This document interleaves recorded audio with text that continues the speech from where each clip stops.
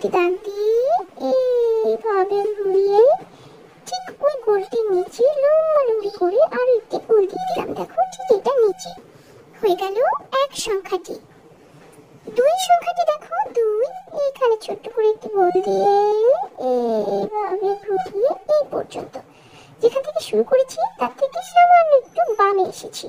তারপর দেখো এখান থেকে এইভাবে নিচের দাগে যুক্ত করে দেব। এই হয়ে গেল 2 সংখ্যাটি। 3 সংখ্যাটি দেখো 3 এখান থেকে এইভাবে ঘুরিয়ে এই পর্যন্ত, লক্ষ্য করো হয়ে গেল 3 সংখ্যাটি। 4 সংখ্যাটি দেখো আমরা কিভাবে লিখব, এখান থেকে এইভাবে ঘুরিয়ে এইভাবে এই পর্যন্ত, লক্ষ্য করো আমরা গোল দুটোকে একটু সমান রাখার চেষ্টা করব। এই দুপাশ থেকে দেখো দুপাশ থেকে সমান রাখার চেষ্টা করব। হয়ে গেল 4। 5 সংখ্যাটি দেখো এখান থেকে শুরু করতে হবে, এখান থেকে এইভাবে এই পর্যন্ত।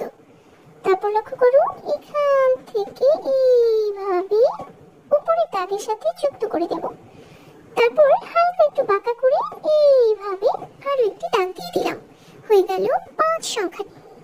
6 সংখ্যাটি দেখো 6 সংখ্যাটি ছোট্ট করে এভাবে একটি গোল দিয়ে এইভাবে ঘুরিয়ে এই পর্যন্ত।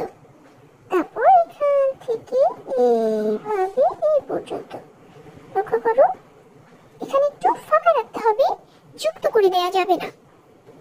7 সংখ্যাটি দেখো 7 সংখ্যাটি আমরা এখান থেকে শুরু করব, এইভাবে ঘুরিয়ে এইভাবে সোজা করে নিচের দাগে আসবো। এখানে ছোট্ট করে একটা গোল দিয়ে দিতে পারি। এই হয়ে গেল 7 সংখ্যাটি। 8 সংখ্যাটি দেখো 8 এইভাবে সোজা করে এই পর্যন্ত, এইভাবে অর্ধেক ঘরে যাব দেখো অর্ধেক।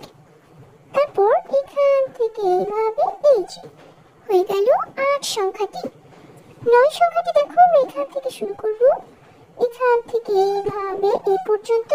তারপর লক্ষ্য করো এখান থেকে এইভাবে এই পর্যন্ত, ঠিক এই গোলটির উপরে ছোট্ট করে আরো একটি গোল দিয়ে দিতে হবে। এই হয়ে গেল 9 সংখ্যাটি। 10 সংখ্যাটি দেখো 10 সংখ্যাটি প্রথমে আমরা 1 লিখে নিচ্ছি,